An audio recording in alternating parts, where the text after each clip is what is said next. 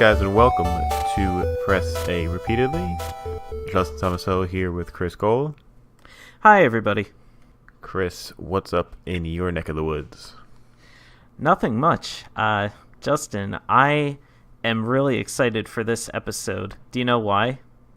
Because we are finally unveiling our master plan to go back to all of our previous episodes, and we are going to release remastered versions of all of our earlier episodes, so they sound crisper, they sound more intelligent, and it's just an overall better listening experience for all of our wonderful fans out there. Yes, and we will still be charging a full $60 per episode. There are absolutely no refunds. This is not negotiable. Interesting that you bring up remasters and remakes, because today our topic later on is going to be discussing the very same. Yes, we are going to be looking at the concept of video game remasters and remakes, and just kind of diving in a little bit, figuring out what is the purpose of remastering these older games, why people would want to buy these remastered versions of sometimes classic games, and just, kind of pick our brains a little bit as to the whole thing about them. Like, why do they exist? Yeah, it's something I think about a lot, especially because of whenever there's an announcement of a game getting remastered, you know, I'm kind of rolling my eyes, and then I'll go on Twitter or something and see people are so excited and they just can't wait to shell out the money to, you know, buy a game that they've played before at full price again. But on the other hand, there is a lot more to it, and there's a lot of stuff that, you know, we'll be debating later on. So I think it's going to be a really good discussion. I disagree. I think it's going to be an awful discussion.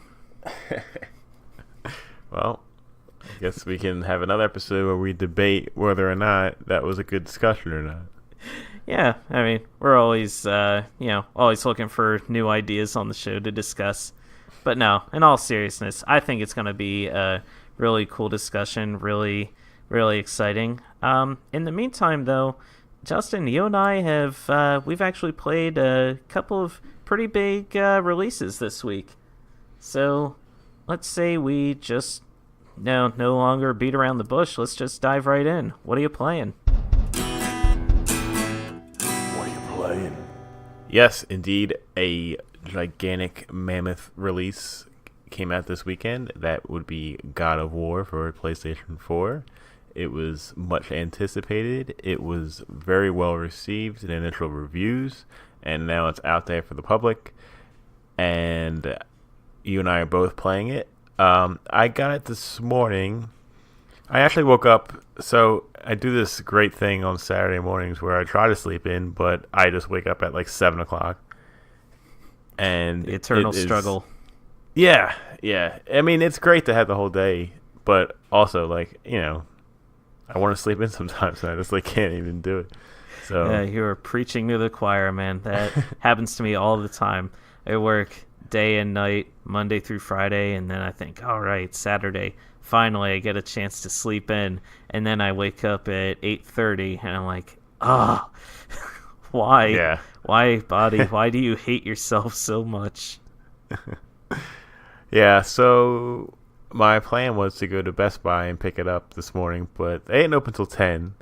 And then I looked up GameStop, and they didn't open until 10. And I'm like, well, I'm not going to wait 2 more hours just to get this thing. So I found out that Target opened at 8, so I scooted over there.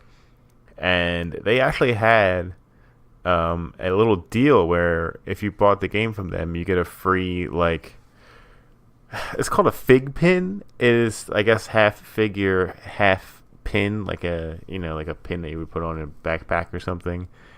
Oh, and it's about like 3 inches high, and it's of Kratos, and they were selling it for like $14 or something, but it came free with buying the game, so that was kind of cool. That works. Yeah, but enough about fig pins. We're here to talk about the game. Yeah, I'll have to remember to steal that from you the next time we hang out. Yeah. Um, so we've played it, and it's pretty damn great so far. It's pretty damn amazing so far. I gotta say, I don't know what I was expecting going into this game. But you know what? You talk. This is your segment. No. I want this, to be us both talking about it because we've both been playing it. When did you start playing? This morning or last night? This morning, I picked it up last night digitally. Like a modern human being, Justin. Hey, which one of us has a fig pin? Okay. Fair. And I bought the game last night, and I started downloading it. And by this morning, it had downloaded once I put the system into rest mode, really super quick. But I didn't get a chance to play it until this morning, so I did. And it's how far am I at this point? I don't want to discuss it too much because I don't want to potentially spoil you, and I don't want you to potentially spoil me. Yeah, exactly. Vice how versa. Far we but are.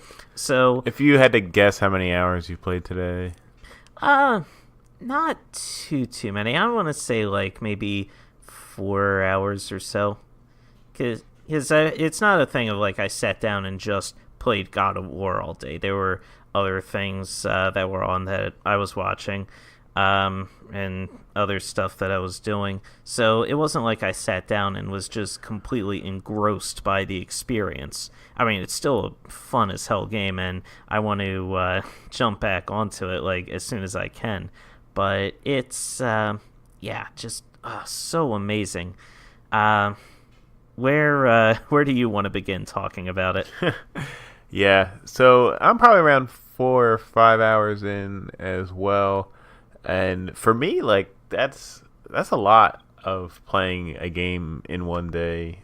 I find it it's, as much as I love games, it's kind of hard for them to hold my attention for a long period of time. I would love to be able to be the kind of guy that can just sit down and play a game all day long, but I get too restless. I need to do something else.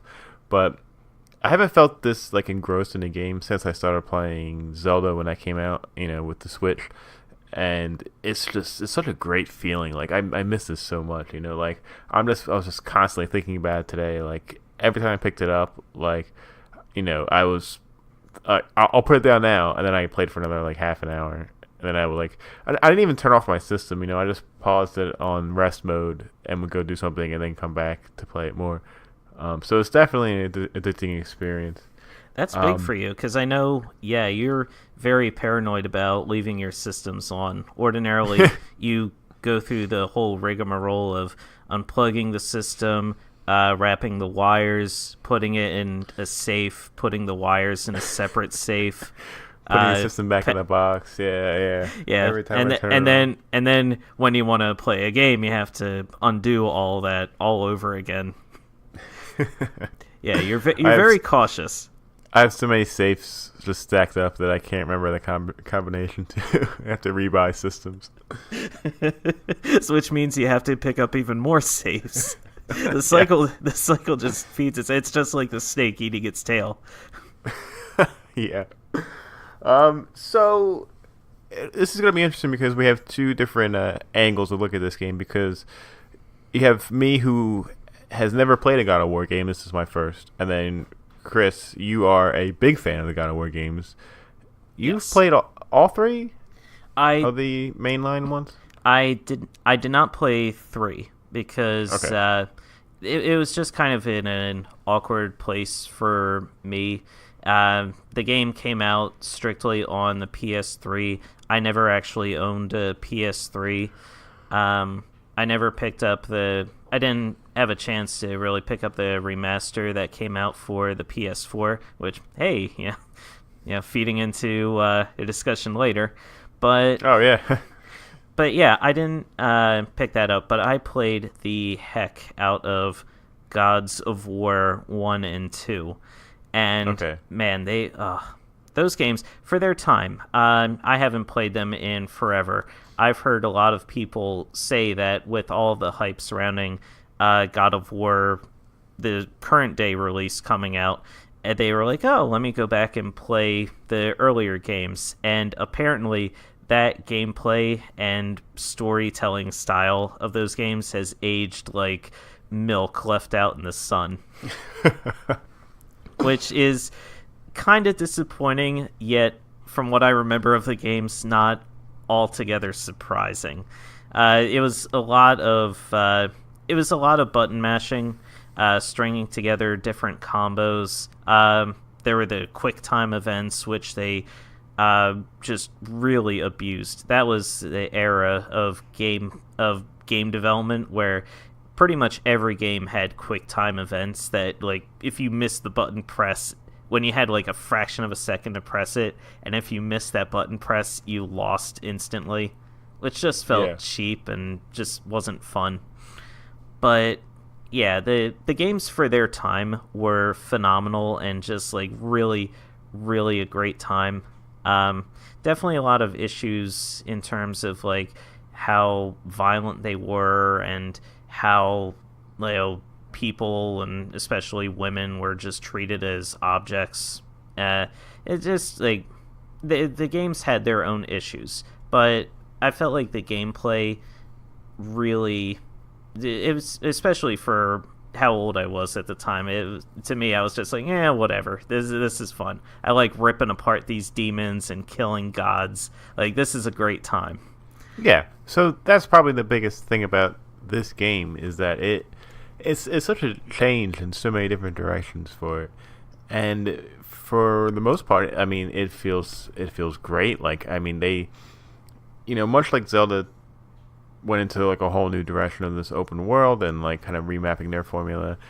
You know, God of War clearly had the same idea of just starting over kind of fresh and with a new take. And you got, you know, a much older Kratos who's just seems like a much more fleshed out character who's got more motives than just being angry all the time. He's also watching out for his son Atreus that's following you around, and you know, he's trying to just raise him like his mother, like the child's mother and his wife would have wanted, who had just recently, you know, the game starts with her dead and you have to bring her ashes up to the top of the mountain. I gotta say, like, to take so many different risks here and to have it all pay out so strongly is like really impressive. I did not expect this game to have the kind of impact that it actually is having. Like, I was excited, I was curious, I liked the footage that they were showing at E3, but I was just not expecting to be so engrossed in this game so far. Like, it's incredible. I mean, first of all, the game looks beautiful. Like, oh, you know, God, yeah. We're both playing on, well, I have a launch PS4 and you have the PS4 Slim, but it's still not the PS4 Pro. But I mean, the mountains, the blades of grass, like the sunlight. Effects. Yeah. Oh man, the water, everything looks so good. The textures are incredible. It's like a real dark, gritty feel to everything.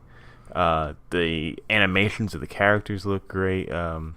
Kratos' facial expressions and everything, they just look fantastic. The sounds of the game are what gets me too. Like, you walk along and like your footsteps are like really crunching. Like when you swing your blade into an enemy and you just hear that, yeah, it's just like that's gross squicky sound.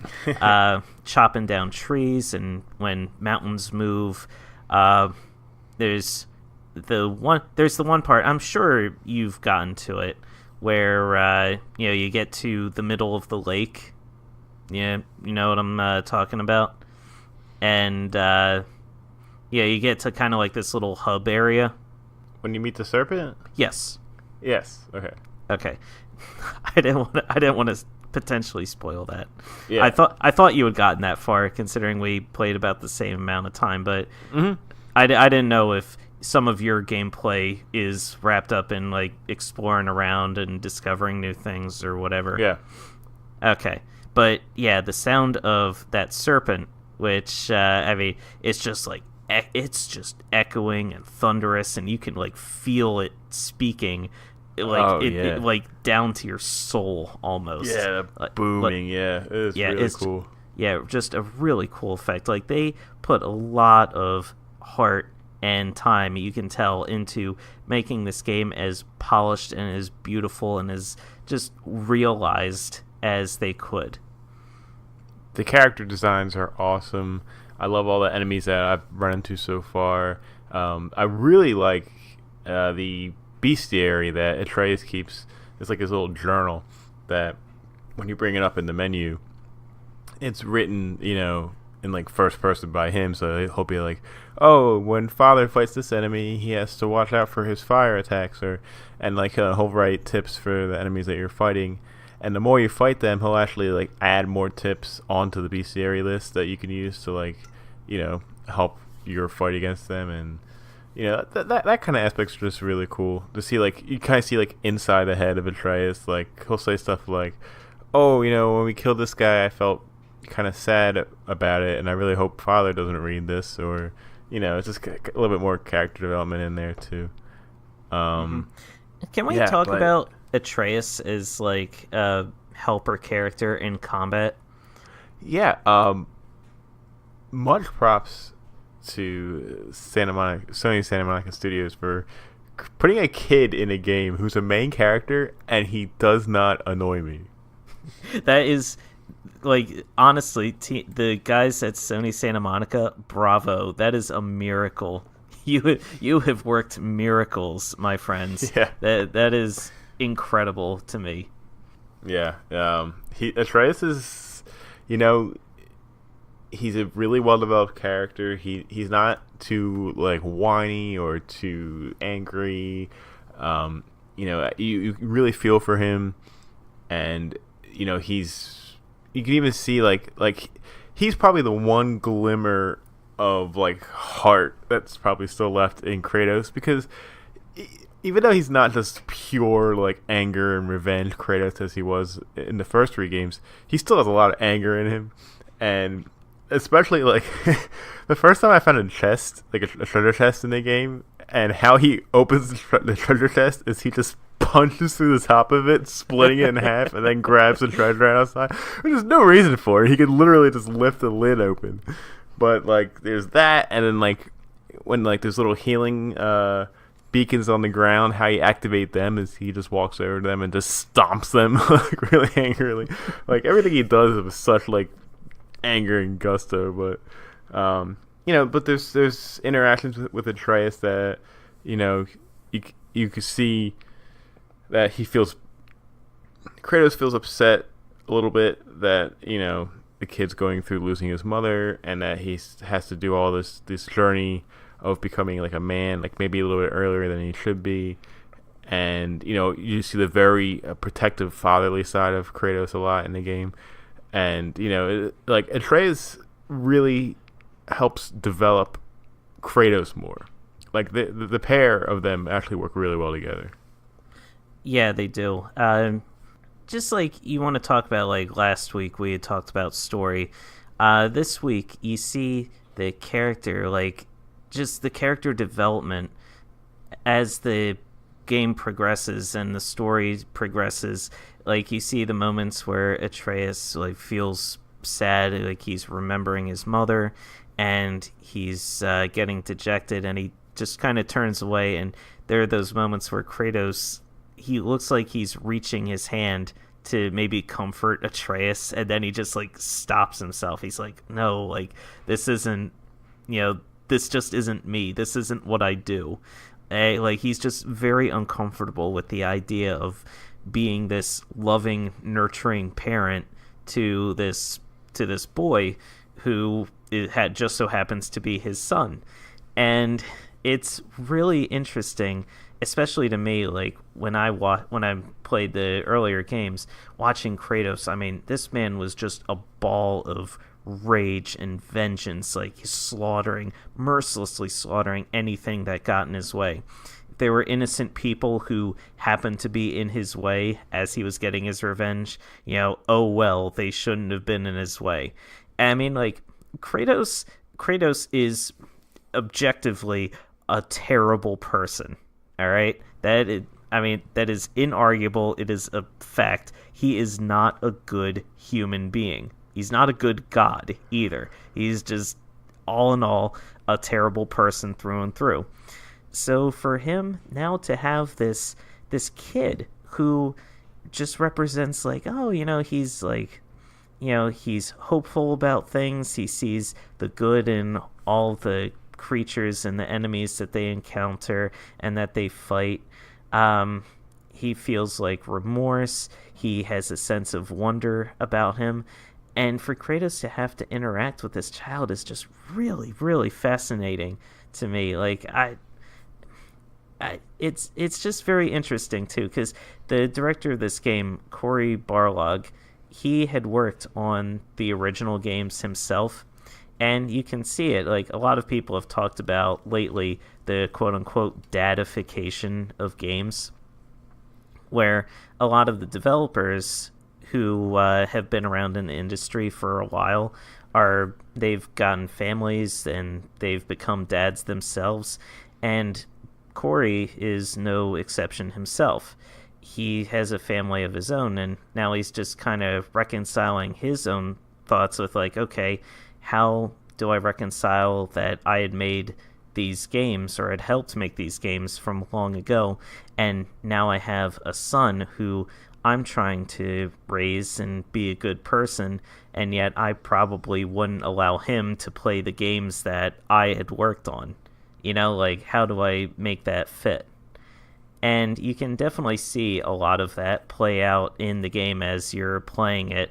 And it's just so good. Like, it's really, really affecting. The way the story is told is just fantastic. I'm just really a fan of this game so far. Yeah, and the combat it feels really great. Very fluid controls. It's loose. It's a lot of dodge based and studying your opponents and getting ready for them to swing and countering at the right time. The counters feel super rewarding. There's a plethora of moves that you can learn just through the skill trees, not only for your axe or like your fists, but also for your shield, and then Atreus' bow and arrow. And so there's just like plenty of progression there to just really increase your options in combat. And it's impressive how many different how they work the button combinations to do all these different moves.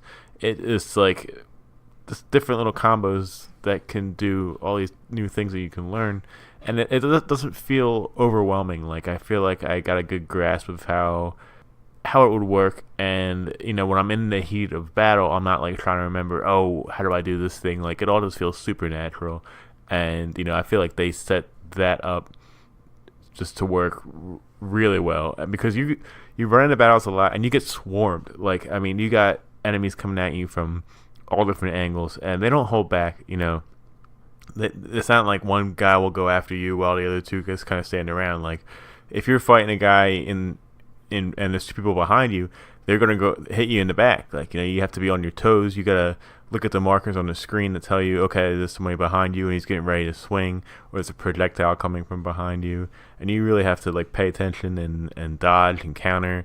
So you're really doing a lot of work in these battles, and it just feels great. It's a super rewarding experience.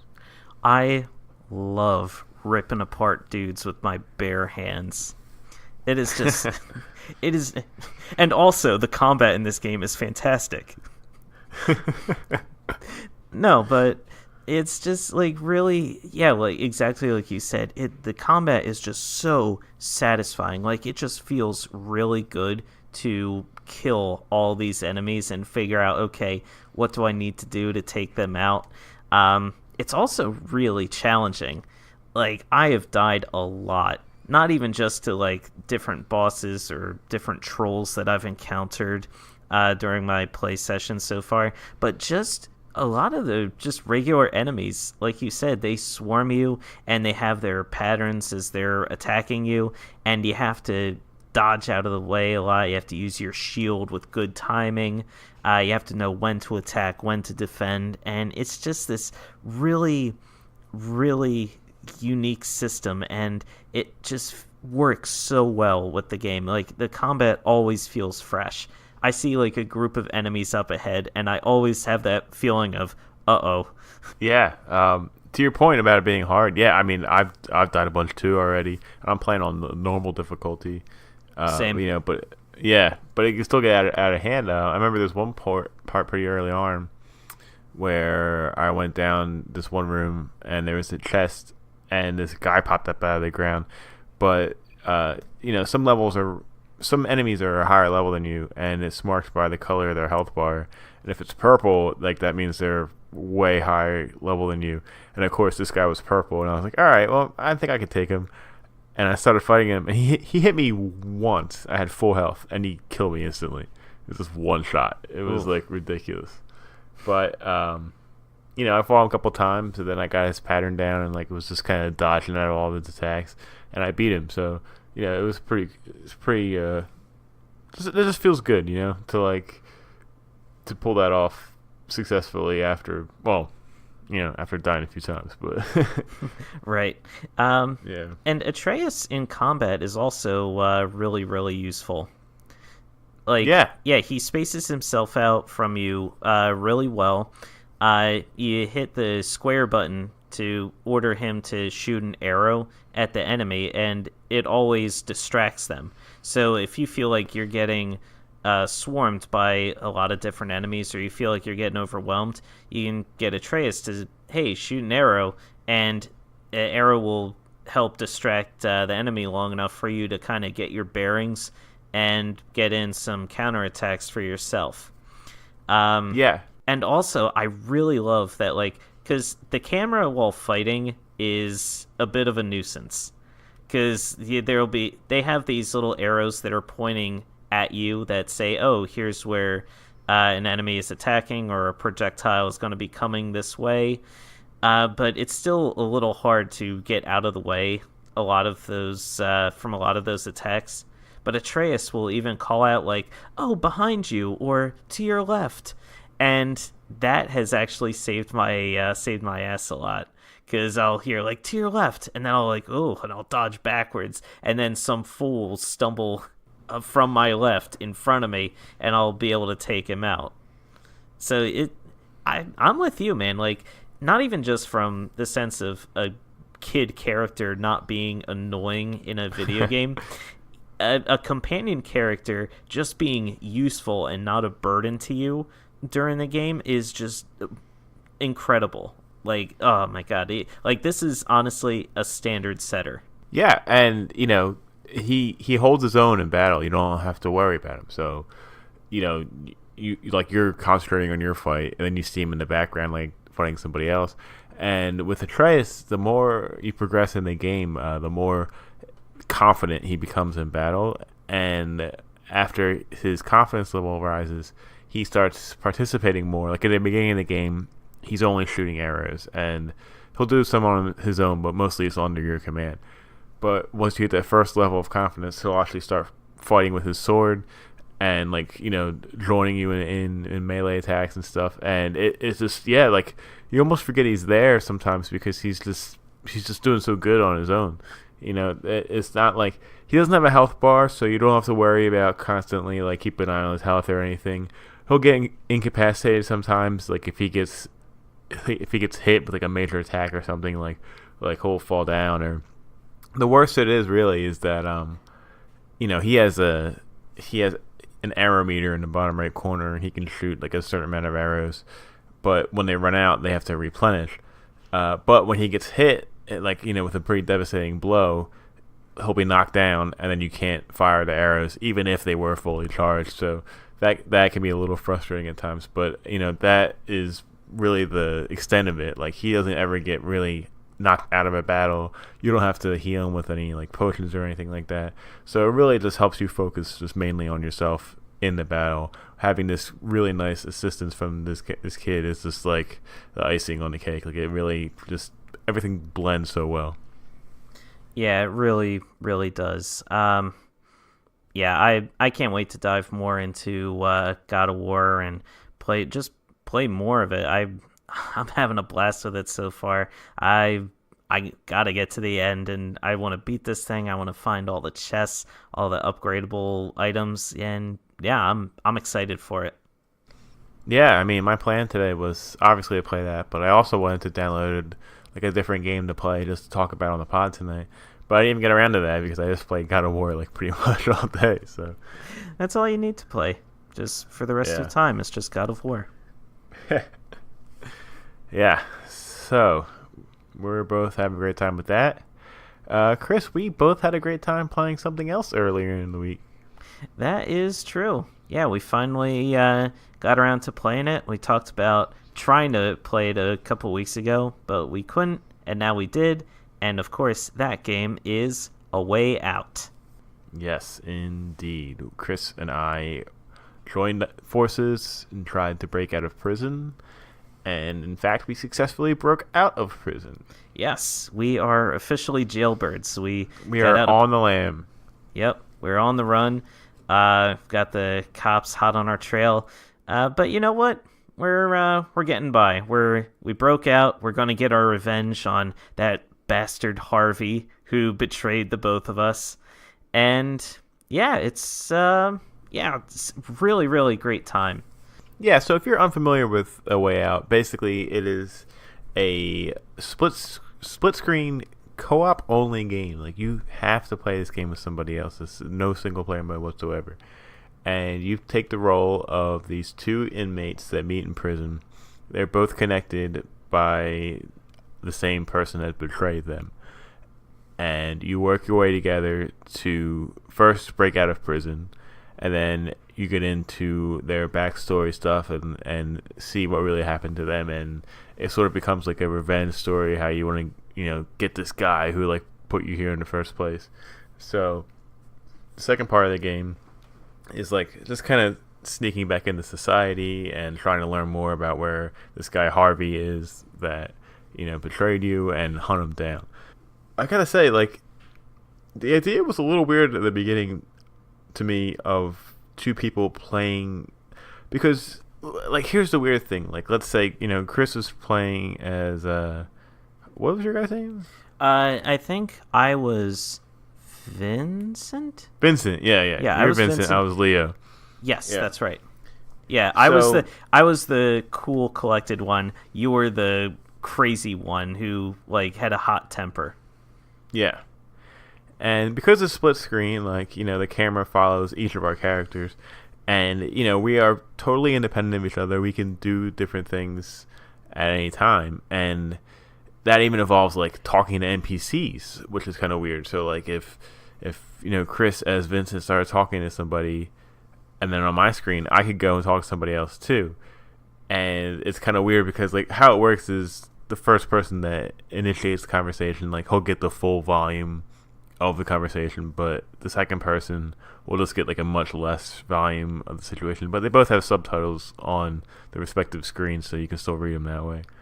So, that was kind of cool, where like it's not like the game kind of halts when there's like an interaction or a cutscene or anything. And it's a lot of teamwork. I really think this would be a great game for obviously friends, but even like, if you're dating or like you're married, like, play this game together, like just work together. The teamwork in the game actually feels really good. There's a lot of puzzles that you have to solve together, and like, there's like hitting button and rhythm kind of thing. And there's mini games that you two can compete against each other, not even at the same time, but like you play a game and then you rack up your own score, and then the other person plays and they have their own score. So you can all play. You can play these games together, just kind of at your own pace. Yeah, kind of like how I whomped you at horseshoes. You didn't whomp me. You beat me by like one horseshoe. And it took you like 2 tries. Like, I beat you, then you beat me, and then I couldn't beat that high score. But I had a good run, damn it. I gave it my best. Yeah. Son of a bitch. So, I mean, it's fun. It's kind of goofy and silly. The fact that it's co-op and you're playing with someone else to me, saves this game. Like, Yeah. that makes this game. Like, if this was a single-player experience, in all honesty, I probably would have dropped it by now. I would have been like, nah, this just isn't working. Because the story and the characters are just really, really paint by numbers. It's just very standard stuff going on here. Like, very generic story, and a lot of the dialogue is just kind of flat. Really not too interesting. No, it is very. It's very not bad. Inspired. It's just not. It's not great either. Yeah. Yeah. And the motivations for the characters are even just kind of like flimsy. Like Vincent and Leo want to get their revenge on Harvey for wronging them and getting them sent to prison. But the thing is, Leo and Harvey, like, the two of them were working on a deal together to, like, this illegal deal, and then Harvey just turned around and he betrayed he betrayed Leo by saying, like, hey, instead of sharing the money with you, I want all the money. So he shot the guy that they were working with, that they were making the deal with, and then he just drove off and left Leo high and dry. And Leo's like, oh, I want my revenge. And it's like, okay, but it's just like, you're the one who got yourself into that situation, like, and the same thing with Vincent. Like, he was a banker. He was a upstanding, well-to-do banker, and then his brother-in-law, his brother, I guess, was involved in some shady shenanigans, got him involved with it so he could do money laundering. And this is all the story that Vincent details to Leo as they're escaping. The money that was starting to get brought in was too big, and it became harder and harder to hide the money. So Vincent was concerned, so he said he wanted out. And in exchange, Harvey killed his brother. As you do. Yeah, Harvey killed his brother, which, yes, is an overreaction. But here's the thing, though. And then Vincent gets sent to prison. But, again, Vincent, if you hadn't agreed to launder all this money, none of this would have happened. And the only reason he wanted out was because it became hard. Like, so he's a quitter, too. Yeah, he's a quitter. So, like, I don't know. Like, they were just like, oh, like we're both supposed to hate Harvey so much because he's the antagonist. Yeah. We even get, like, these scenes of, like, oh, Harvey is making a deal with, with these Saudi Arabian gentlemen, which, that means he's evil. Yeah. If he's dealing with the Saudis. It's just so cliche. And then, of course, they're like, oh, your terms are awful. We don't want to negotiate with you. Then he's like, fine, then the deal is off. And he pulls out his giant gun and boom, boom, blows them away. Yeah. And then we had, like, the aspirations he was reciting to himself afterwards that we just envisioned. He was like, I am a villain. I am strong. I am well developed. Yeah. Yeah, Harvey is the villain, but he's the villain because this game has to have a villain, and they pointed at him and said, yep, you're the guy we have to hate.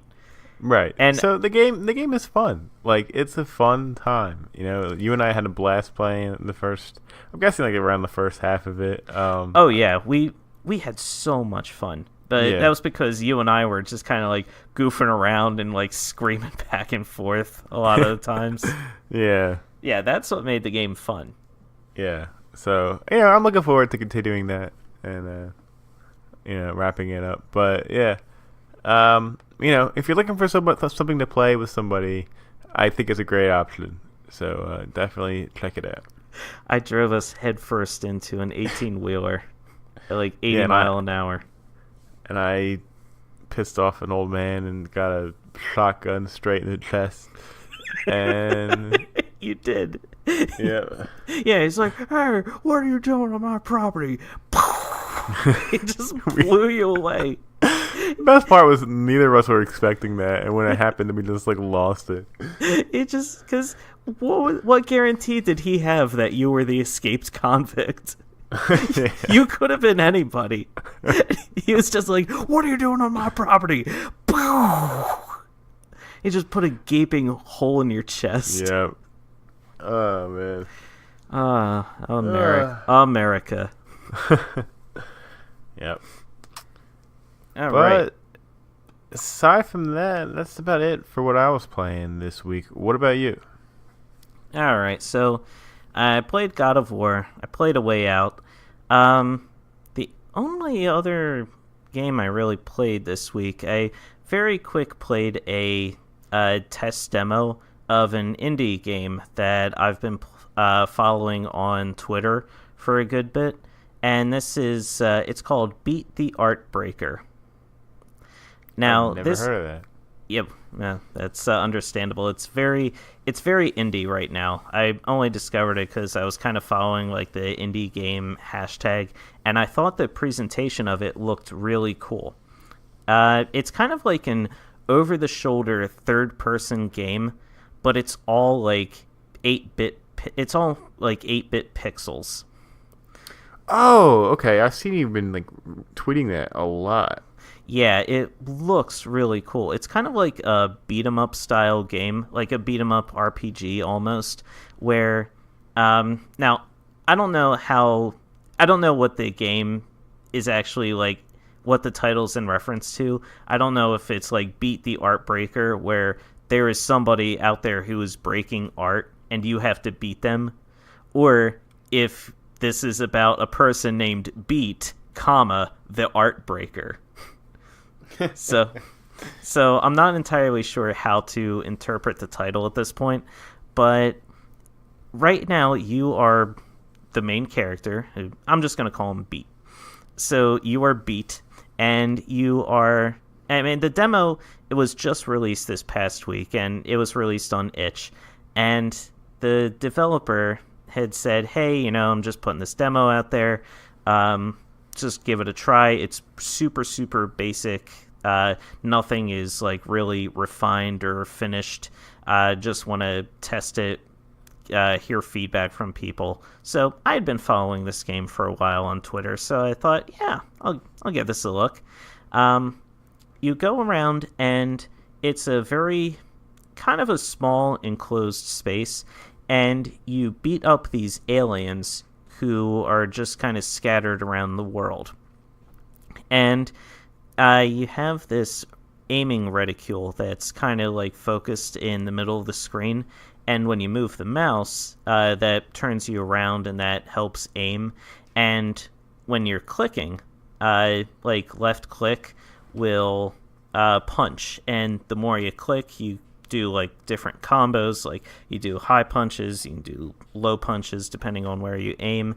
And as you fight these enemies, these like aliens, they'll be like, and it's kind of cool because like you can punch them up a little bit, and then they'll like, you can like kind of juggle them in the air a little as you're hitting them, and then the last hit you'll hit them, and then they'll kind of arc away shortly, and then they'll explode on impact. And as you're hitting them, it's kind of like an RPG where each hit, like little yellow numbers will pop out of them, like 1 1 2 2 1, yeah, etc. etc. Right, yeah.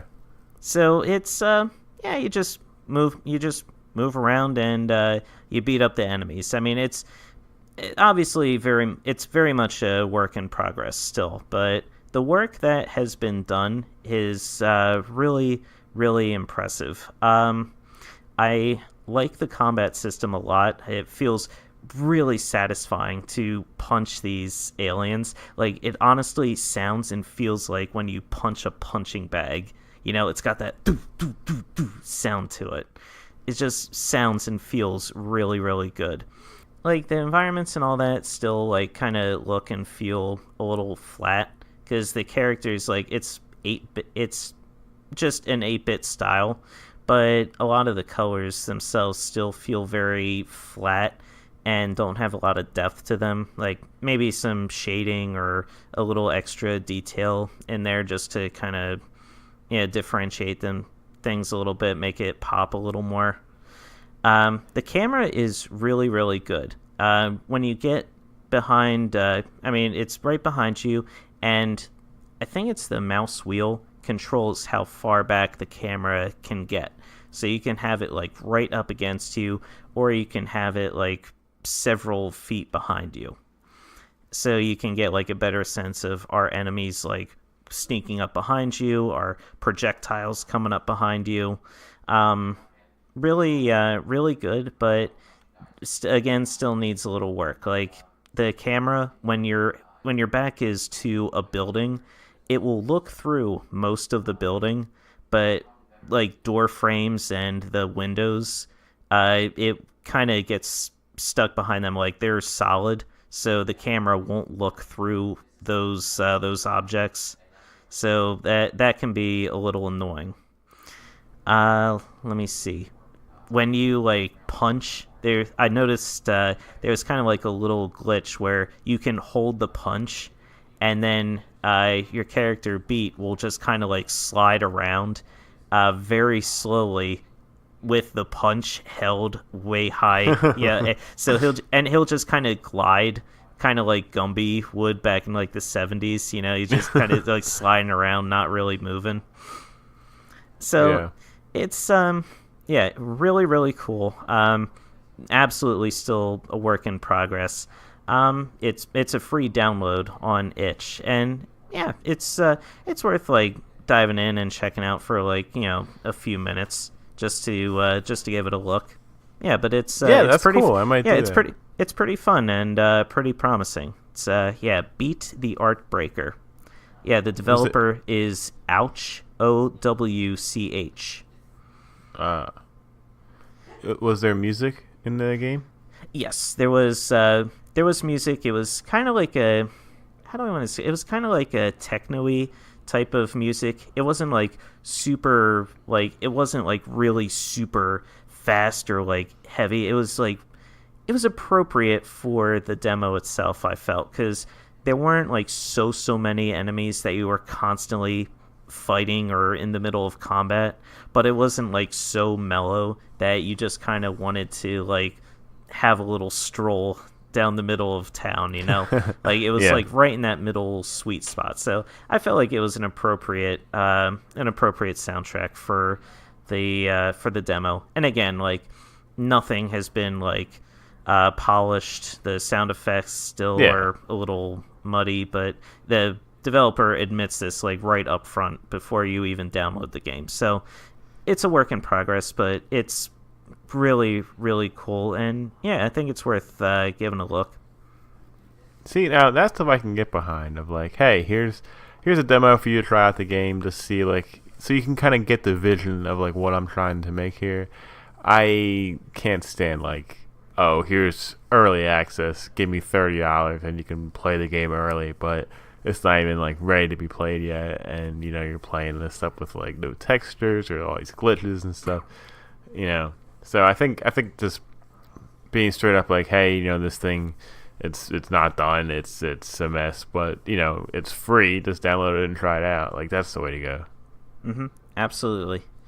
And outside of that, that was it.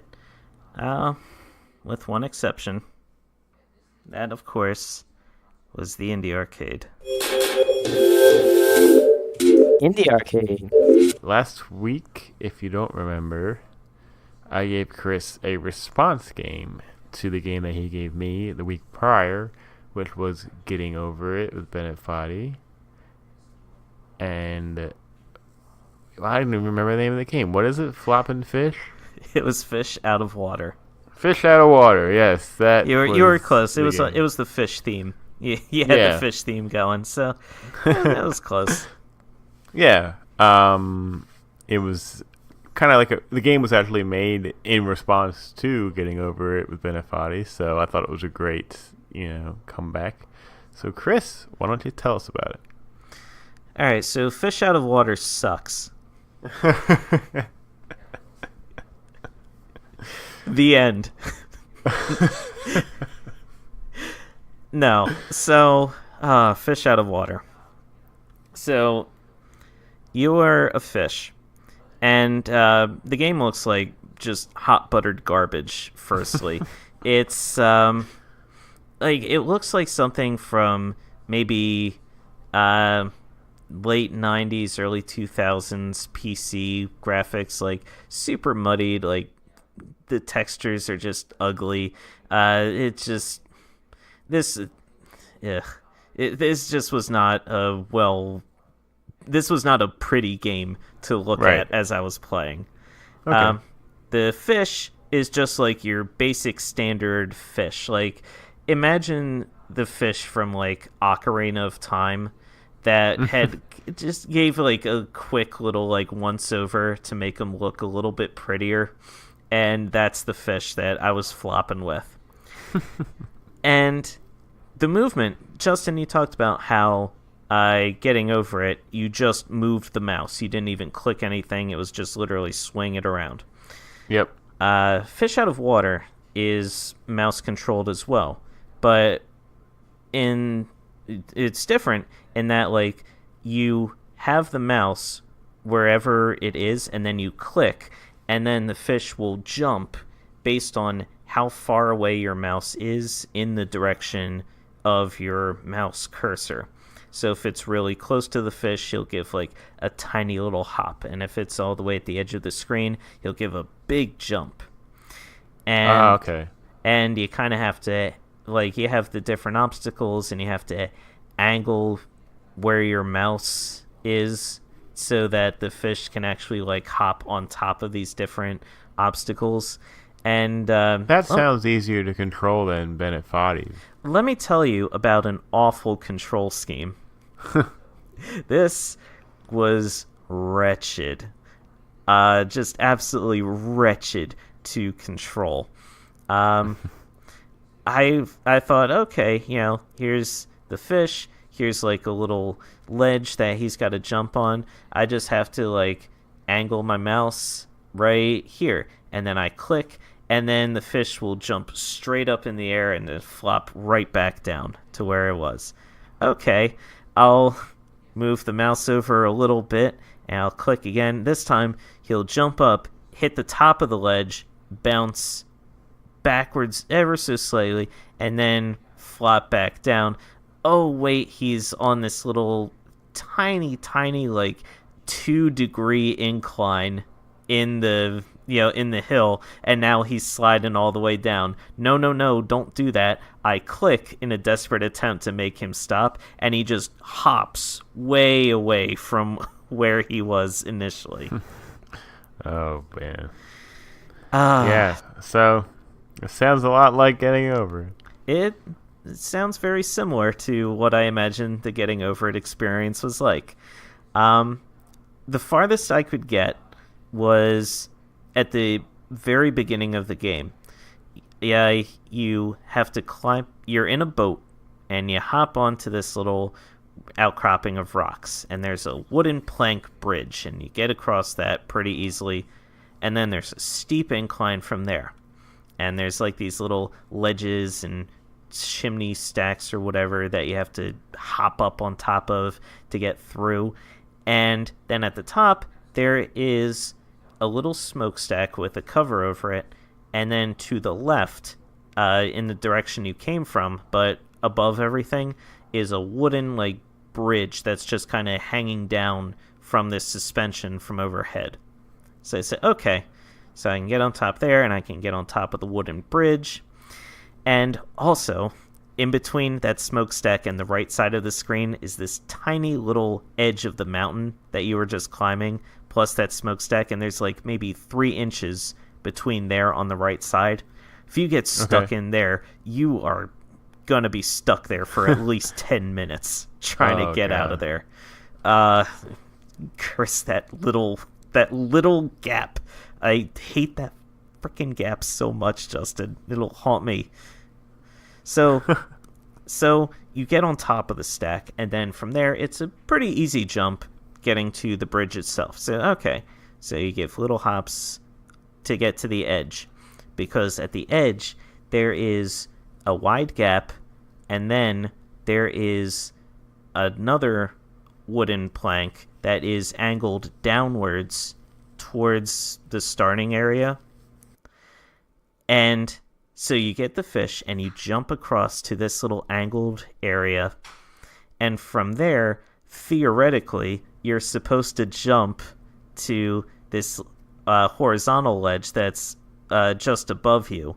But again, this board is angled down towards the beginning of the map.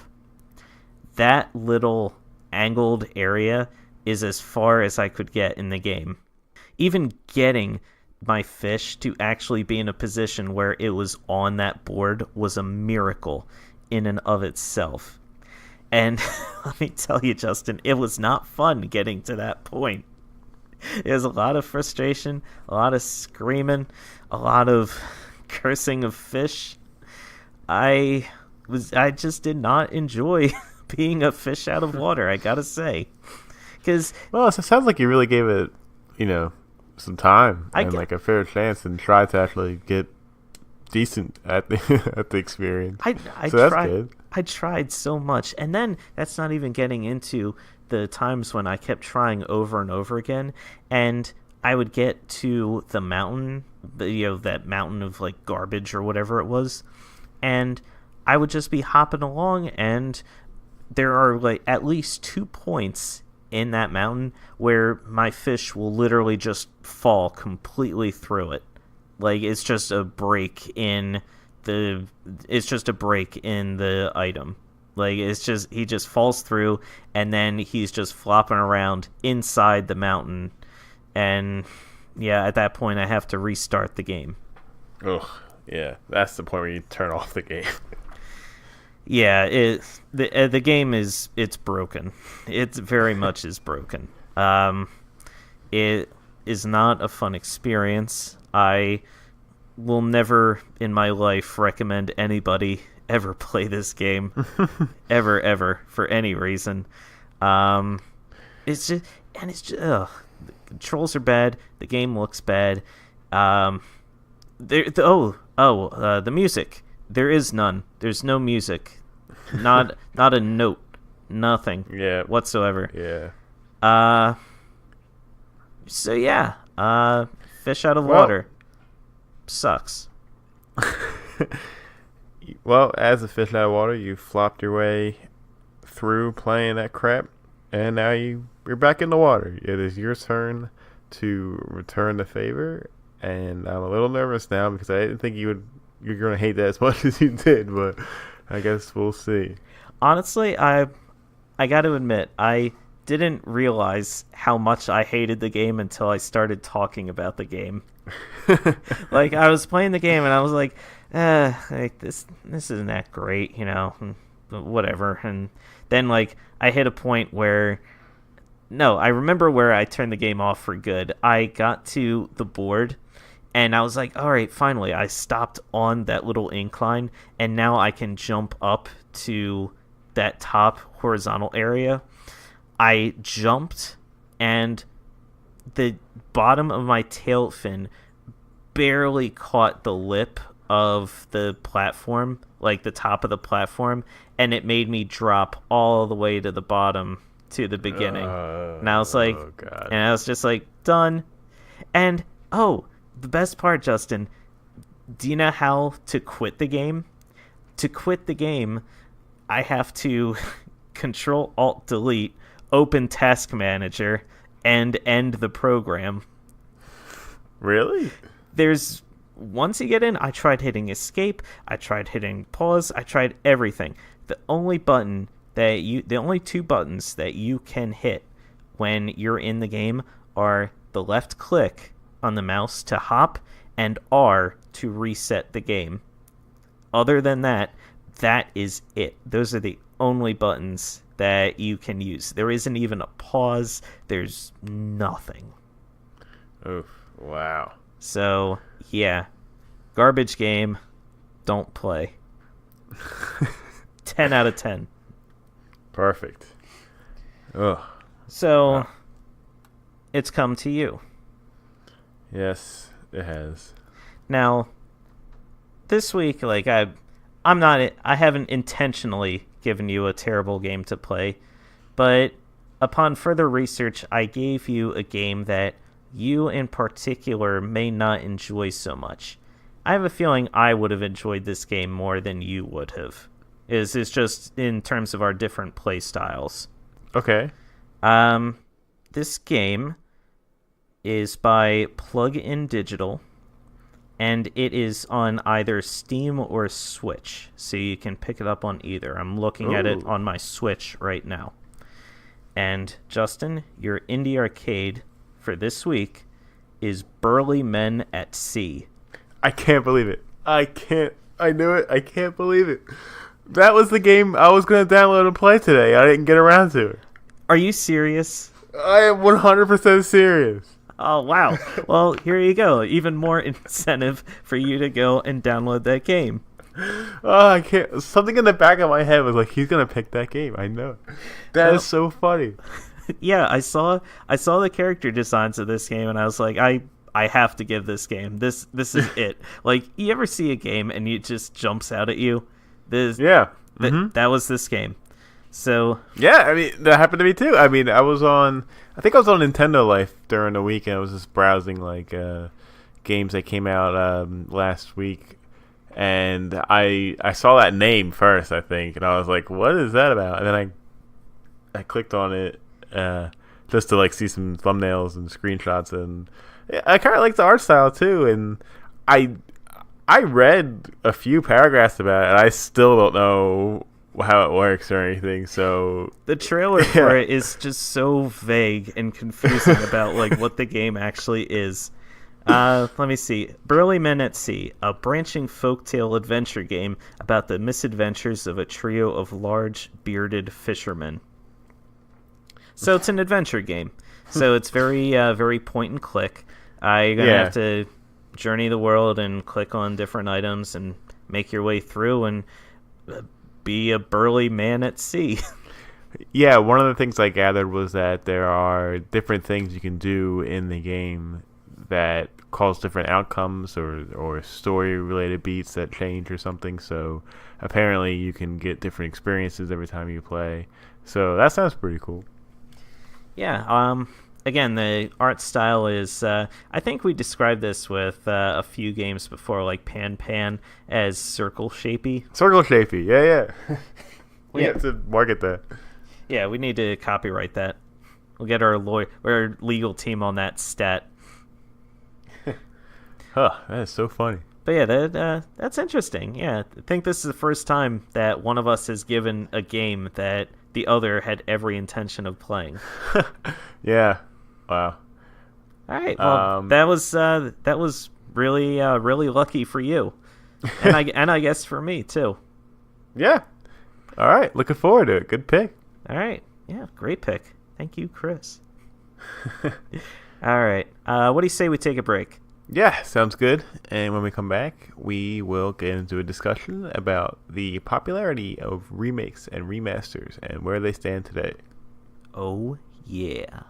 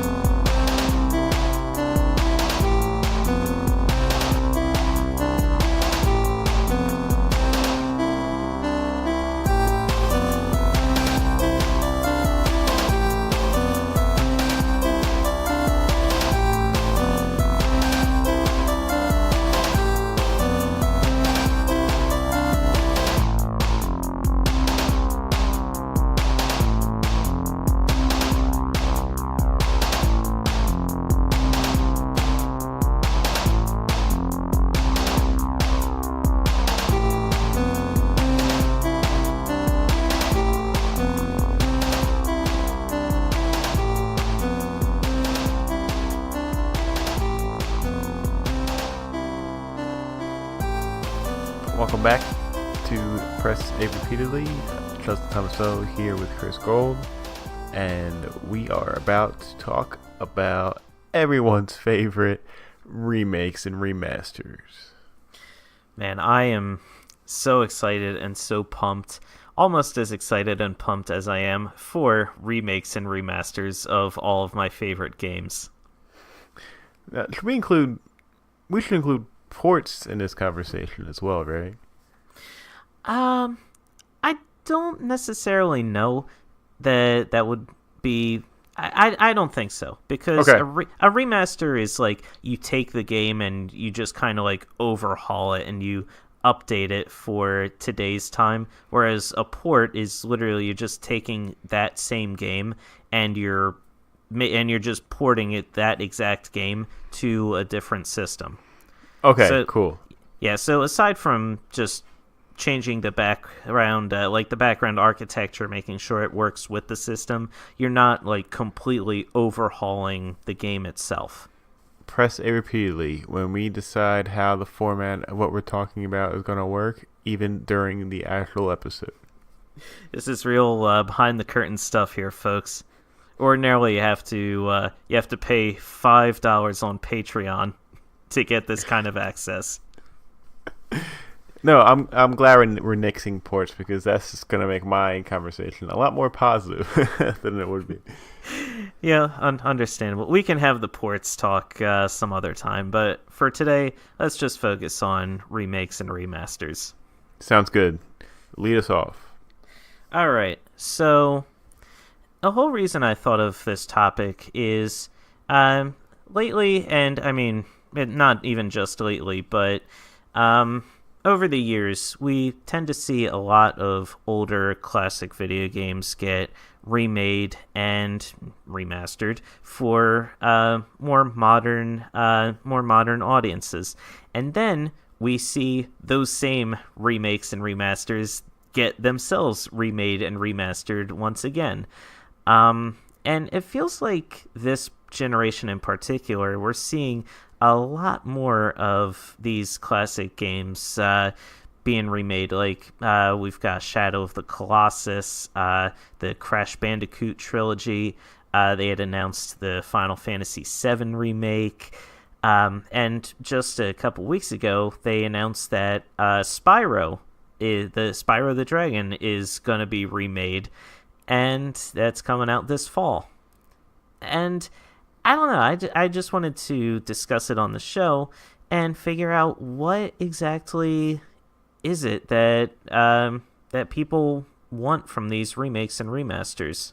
Immediately thinking about this, the most obvious reason to me as to why these remakes and remasters are coming up in such force over the last few years is that the scope of media has changed in the last 5 years, where there is a heavy emphasis on nostalgia. There's a lot of these things back when we were kids, let's take them and put them out again in new ways, and people will eat it up. I mean, you look at the mass popularity of all the superhero stuff, particularly all the Marvel universe, or even just remaking old classic movies with fresh faces and new spins.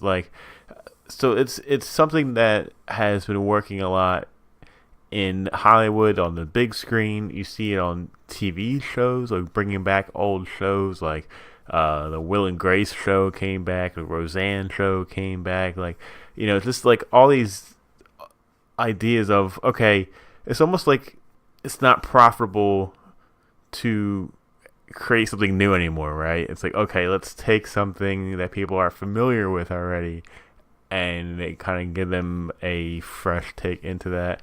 So maybe it's easier for studios and developers to put something like that together. I think it's easier to pitch something like that. I think it's easier to get something like that funded now, because of that's kind of like the style of how things are getting produced now, and it's what people want apparently to see and pay money for. So I believe that is why we're getting so many remasters and remakes of these classic or older games, being put onto a newer console. Right, and that's a really excellent point with the movie industry in particular. I mean, movies have been remade over and over again, going back like decades. I mean, hell, you can look at some movies that were made in the 30s were actually remakes of movies that were made in like the early 1920s. And then subsequently, those movies were remade again in the 1950s.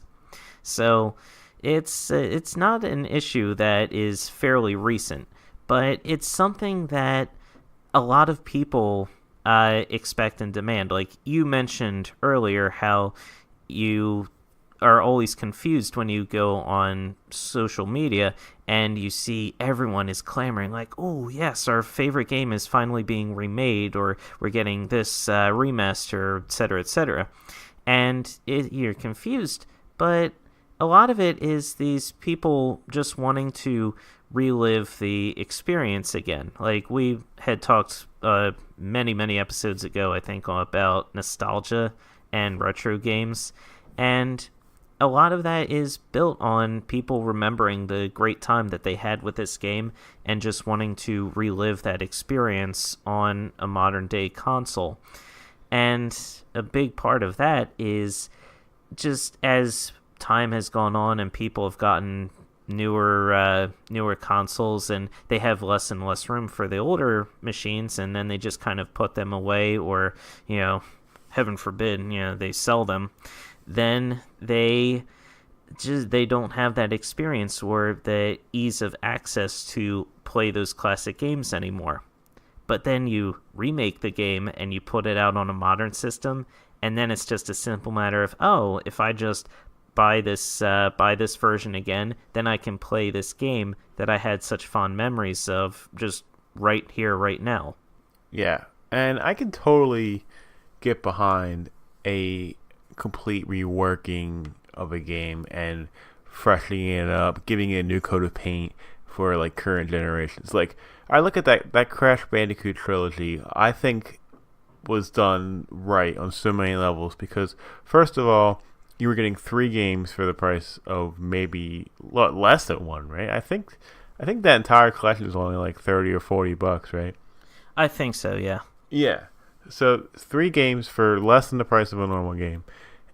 And it's not just like they took these games and they just put on like, HD graphics where they just kind of up-res it a bit or whatever. No, they like completely rebuilt these things from the ground up, like entirely new visuals, like new designs of the characters, and just really just went all out and like representing this franchise to a lot of people, whether that be people that have grown up with the original Crash Bandicoots or people that are new to it.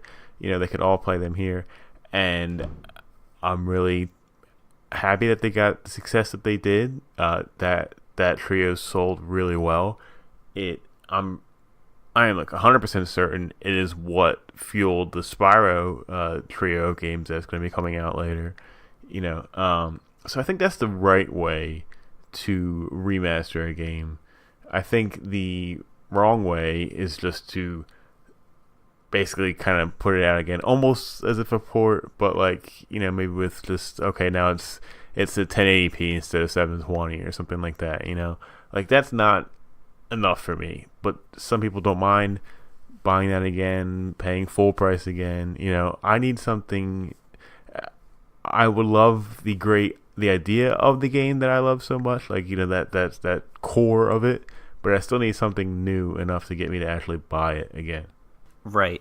Yeah, you need to get something new from the experience. And before we continue, I just want to clarify, like, we're not necessarily talking about reboots either.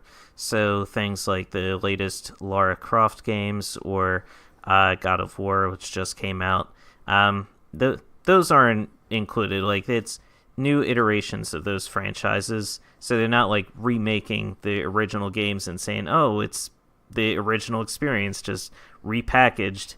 No, that's not what we're talking about.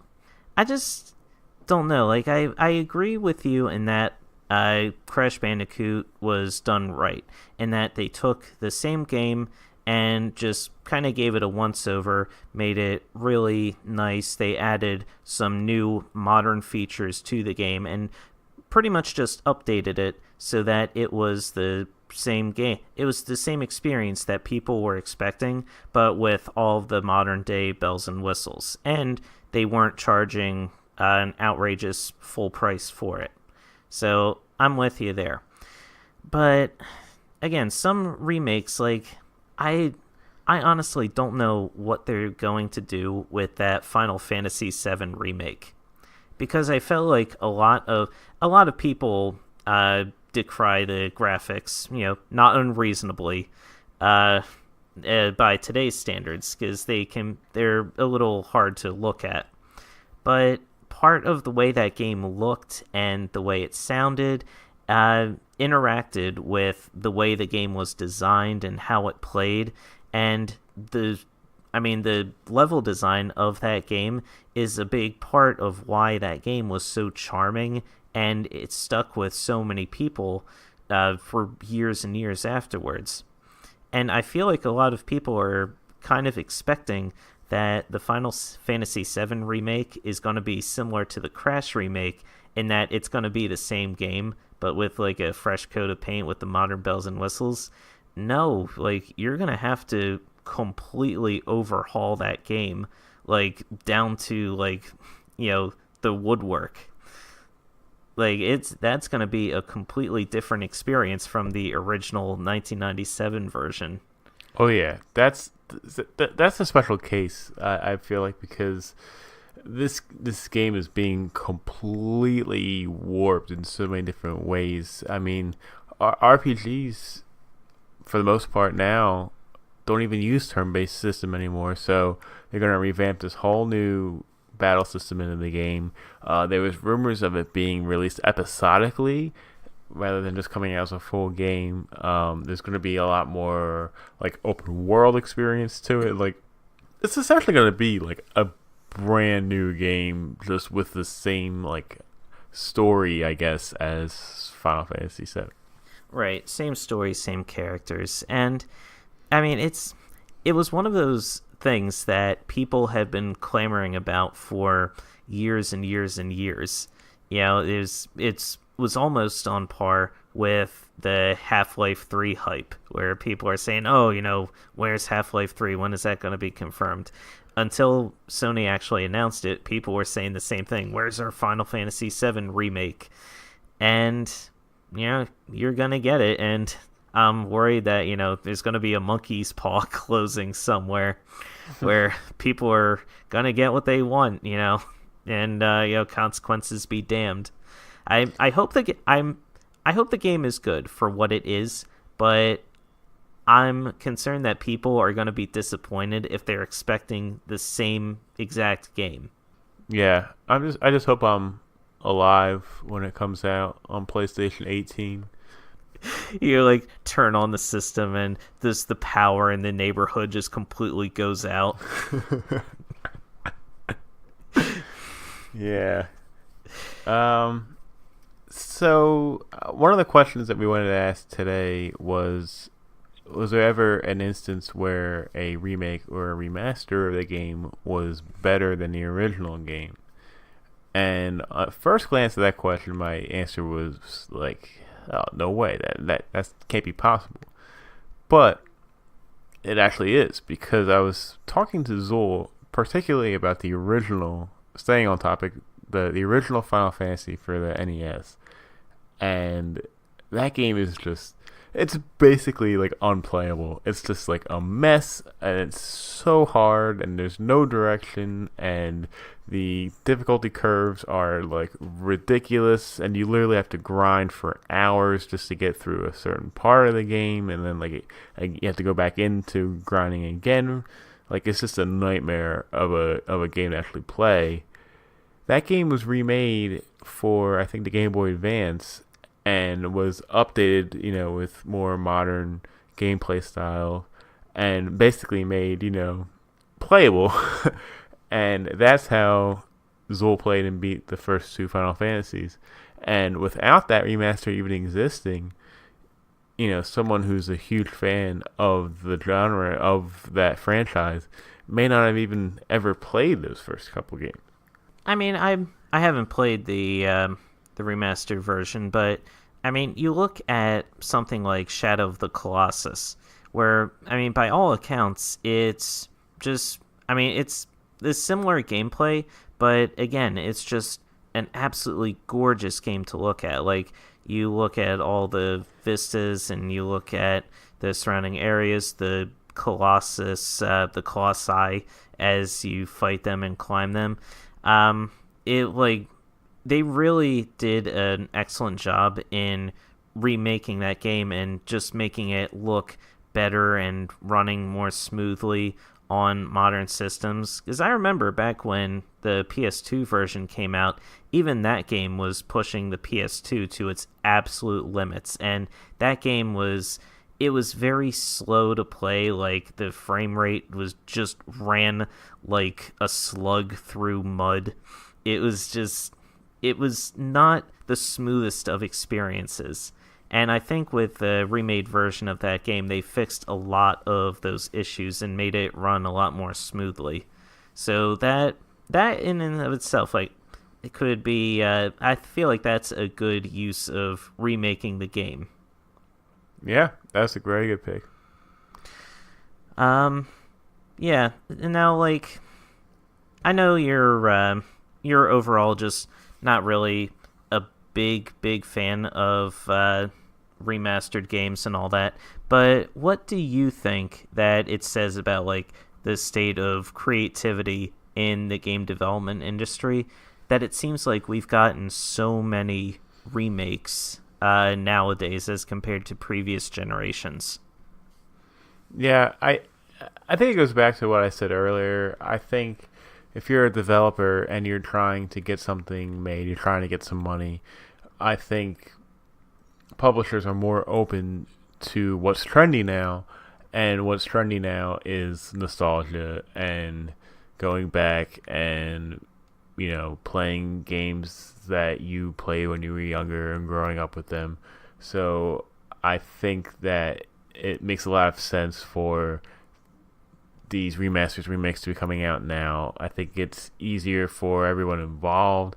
I think it's easier for publishers to put out stuff that will get bought. I mean, it's the same deal with ports, where, like, I'm not happy to see a port, and a lot of people are, and it's so much so that they sell. They keep selling. I mean, I think Mario Kart 8 Deluxe is one of the best-selling games on the Switch, like, behind Mario and Zelda. I think it's number 3. And that's crazy to me, because that's a game that came out, like, maybe 3 or 4 years ago already, and just came out again and can still sell that many copies. It's just bizarre to me, but it works. People still will buy it. So why would you spend so much time developing these resources of, like, okay, we need to create this new style of game with new characters and a whole new thing, where we could just be like, hey, let's take this thing, let's do, like, a little bit of work, maybe, like, 20% of the work we'd have to do if we were developing a completely new IP, and then just put it out there and see what happens. And if it sells really well, you're just making a pretty big return on investment there. Right, and especially when it's an IP that already is very popular, and it's something that a lot of people enjoyed playing and they're going to want to play again. Yeah, it makes a lot of sense from a business perspective. You take these games and you remake them, and I mean, I don't want to, like, belittle the development process of actually remaking or remastering a game. I mean, you still have to go through the entire process. You have to make it look nice, but then it also has to play similarly to the original game, even with these updated assets. And that takes a lot of work. Not dunking on those guys at all. Just, it's one of those things where you start to see, I feel like especially in this generation more than others, as a lot of gamers like yourself who are frustrated by the glut of remakes and remasters, you're kind of seeing a shift towards more of an indie focus as people look to the indie games for the new original ideas and for Absolutely. and for the unique gameplay experiences. That's what you're seeing, the explosion on Steam and now especially on Twitch, the rise of sites like itch.io, where developers can have their game jams and release their products for people to demo and try out. It's a unique experience. Like, it's probably the best time for an indie game developer now than before. Not saying it's great, but it's better than it was before in terms of getting your game out there and noticed by a lot of people. Like, I talked about Beat the Artbreaker earlier. We never would have known about that game in past generations, but not until now.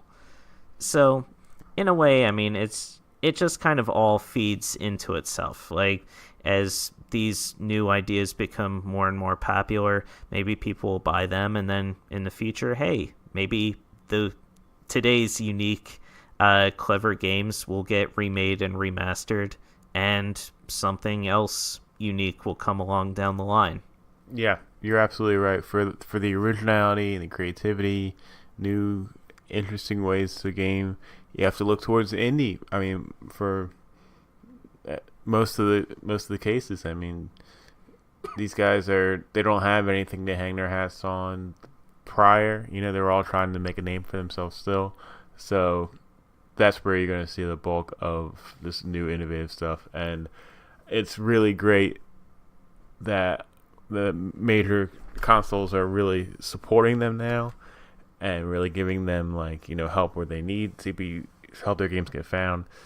And it's just the influx of games coming in, especially on the Switch, like, just every week, like, it's crazy. I mean, I remember when that launched a year ago, there was nothing on it, and now there's so many games on the eShop that you just get lost in it. Yeah, it's very easy to get overwhelmed with just how many amazing, interesting games there are on the system. Like, it's very easy to get lost, and that's great for Nintendo. It's great for all of these indie developers, and it's fun just to peruse the eShop and see all these different games that are out there. But yeah, I mean, would it have been possible without all these games, these past classics getting remade for today's console? I mean, who knows? It's hard to make a judgment call on that. But I'll admit, I don't mind a good remake or remaster every now and then. I won't scoop them up every chance I get. But for the opportunity to play an older game, especially if it's something that previous generations have missed out on, either because they were too young or hadn't been born yet, I don't mind a good remake every now and then. What's something that you want to see remastered but has not been yet? That's interesting. That's an interesting question, because I believe, Ocarina of Time and Majora's Mask were both remade for the 3DS. Like, they had the upgraded 3D graphics and they had the improved character models. Yep. So, man, that is... I've got it. Metroid Prime. Yeah, I would not hate seeing the Metroid Prime trilogy re-released for the Switch, with, like, maybe some improved graphics, although the GameCube graphics for the original Metroid Prime were really great in and of themselves. So, I mean, as much as I love the game, like, yeah, it can be remade, but it's... The graphics in Metroid Prime were just so good. The idea of them being improved at all is just mind-boggling to me. I realize that I'm looking at it with nostalgic glasses there, but yeah, if Metroid Prime games could be remade, that would be pretty cool. I would probably drop money on that. Yeah, that's a really good pick. That would definitely get me playing them. How about you? Earthworm Jim. You'll play Earthworm Jim again? Yeah, I always liked the characters and I liked the idea of that game. I just remember that every time I try to play it, like the gameplay is just bad. Like the controls are bad and like the level design really isn't that good. And I would just love to see this more of that again, maybe even if it was the original game just with better controls or something, or just like a new thing with the same characters. You know, I would really love to see that. So maybe one day. Ah, well, excellent pick. Good wormy pick. All right. Unless you got anything else to talk about, I think that might wrap us up here. I think that wraps us up too. Good discussion. Lot to talk about. How about anyone out there? If you've got anything to contribute, if you don't mind remakes or remasters, or if you hate them with all of your heart and soul, give us an email. We'd love to hear from you at parpodcast@gmail.com. That's all for this week. Remember, Press It repeatedly posts new episodes Tuesdays on iTunes, Google Play, Podbean, YouTube, and Spotify. If you like what you hear, please take a moment to rate and review the show or tell your friends about us. It helps other people find the podcast and will really help us grow. And thank you to all who have rated, reviewed, and subscribed so far. We love you. You can follow us on our Facebook page or on Twitter and Instagram. We are at Press A Repeatedly. I'm at cgold113. Justin is at oaf7724. You can email us any questions or comments at parpodcast@gmail.com.